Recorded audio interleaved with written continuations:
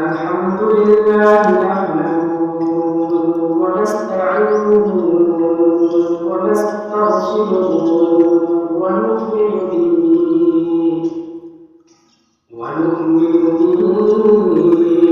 ونتوكل عليه. الحمد لله الذي خلق الإنسان وعلمه البيان وأنزل له الفرقان وجعله موعظة وشفاء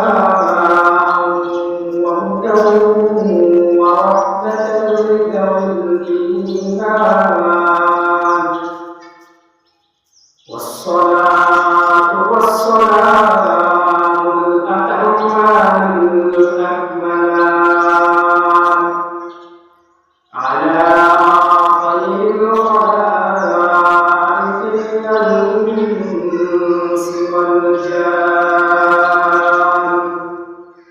وعلى آله وصحبه الذين هم نجوم الهداية وناشر الفرقان وعلى من تبعهم بالإيمان. أما بعد فأعوذ بالله من الشيطان الرجيم. بسم الله الرحمن الرحيم.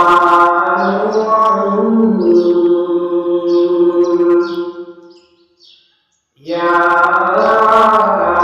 أيها الذين آمنوا اذكروا الله ذكرا كثيرا وسبحوه بكرة وأصيلا. وقال النبي صلى الله عليه وسلم كلمتان خفيفتان على اللسان ثقيلتان على الميزان حبيبتان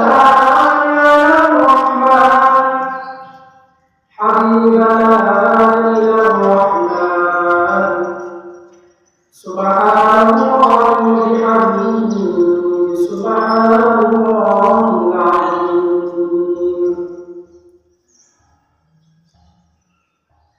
الله يكون الشمس والقمر الله يكون شجر وحجر الله يكون الشمس والقمر الله يكون شجر وحجر. সম্মানিত মুরব্বী আজম মানব ইসলাম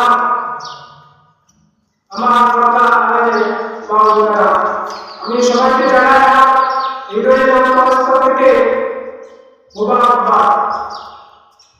আল্লাহ রাব্বুল আলামিন আপনাদের সবার উপর রহমত দয়া করম নাযিল করুন।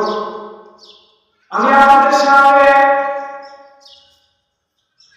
আল্লাহ সুবহানাহু ওয়া তাআলা সব বিষয় নিয়ে একটি আয়াত এবং রাসূল সাল্লাল্লাহু আলাইহি ওয়াসাল্লামের অগণিত হাদিস থেকে একটি হাদিস শরীফ পাঠ করেছি। আপনাদের দোয়া আল্লাহ রহমত শামিল হয়। আমি আপনাদের সামনে এই বিষয় নিয়ে কিছু আলোচনা করার চেষ্টা করব ইনশাআল্লাহ।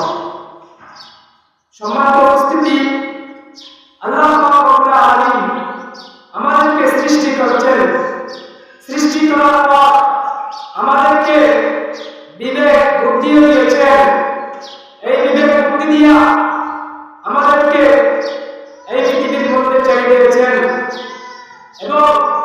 আমাদের হেদায়েতের জন্য কালামুল্লাহ এবং তার ওয়াহিও পাঠিয়েছেন। কারণ মানব জাতি এবং তাদের বিকাশ দিয়া আল্লাহ পাক রব্বুল আলামিনকে চিনতে পারে না। সেজন্য আল্লাহ পাক রব্বুল আলামিনের পরিচয়ের জন্য তিনি একটা কিতাব নাযিল করেন। এই কিতাবের সাথে সাথে তার ওয়াহিও পাঠিয়ে দিলেন। সেই কিতাব হলো কোরআন কারীম এবং সেই ওয়াহি আল্লাহ সুবহানাহু ওয়া তাআলা আমাদের হেদায়েতের জন্য পাঠিয়েছেন। সেই হলো মুহাম্মদ রাসূলুল্লাহ সাল্লাল্লাহু আলাইহি ওয়াসাল্লাম। আজকে মুসলমান আল্লাহ রাব্বুল আলামিনের হুকুম থেকে দূরে সরে গেছে। হুজুর সাল্লাল্লাহু আলাইহি ওয়াসাল্লামের সুন্নাতের অনুসরণ থেকে দূরে সরে গেছে। মুসলমান আর রাসূল সাল্লাল্লাহু আলাইহি ওয়াসাল্লামের সুন্নাতের দাসমানা সেই কারণে আজকে মুসলমান আজকে সারা বিশ্বের মধ্যে লাঞ্ছিত বঞ্চিত। দেখুন আজকে সারা পৃথিবীর মধ্যে কেমন অবস্থা চলতেছে মুসলমানদের উপর।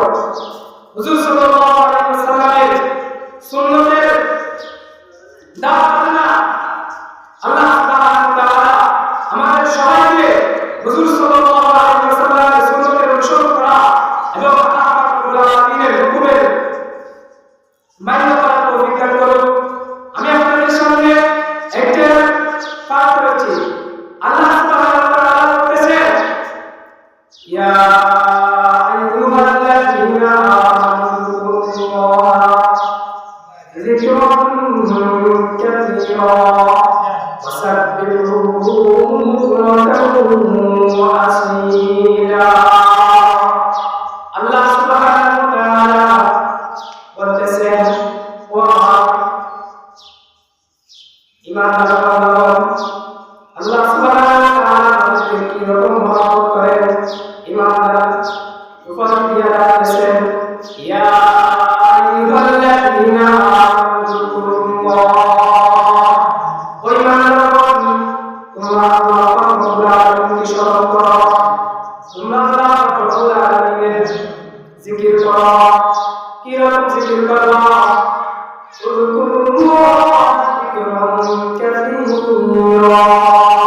তোমরা আল্লাহ পাক রব্বুল আলামিনের বেশি বেশি জিকির করো। আল্লাহ পাক রব্বুল আলামিনকে সব সময় স্মরণ করো। ওয়াসাব্বিহুহু বুকরাতান ওয়া আসীলা। আর তোমরা আল্লাহ পাক রব্বুল আলামিনের প্রশংসা করো। সকালবেলা তোমরা আল্লাহ পাক রব্বুল আলামিনের প্রশংসা করো। হুজুর সাল্লাল্লাহু আলাইহি ওয়াসাল্লাম কিভাবে জীবন যাপন করেছেন, হুজুর